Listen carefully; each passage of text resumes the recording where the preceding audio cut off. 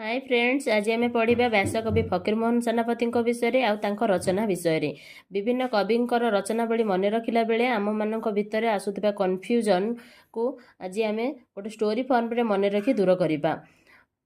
से स्टोरीटी को देखु। लोक मैंने रामायण और महाभारत को न बुझीपर फकीरमोहन से बोधपाई ताको अनुवाद कले, जहाँ भारतवर्ष इतिहास रे स्मरणीय हो रहिला, जहाँ संवाद बाहिकार मध्य प्रकाशित होइथिला। ताहापरे फकीरमोहन बौद्धावतार धरी उत्कल भ्रमण करने अवसर आसरे मामू को भेटी भूल प्रायश्चित करी तांको पाद धूली आनी धूलिया बाबा परी बोली हेले। किछि दिन परे कवि रांडी पुओ अनंता परी बुलुथिबा तांको डाकमुंशी पुओ पाई पाठोई बहु सह सुना बहु आनी पुओ पाई पेटेंट मेडिसिन जोगाई देले, जहा देखी गाँ लोके बगुला बगुली परी गारुड़ी मंत्र गाइले। किंतु कवि यह देखी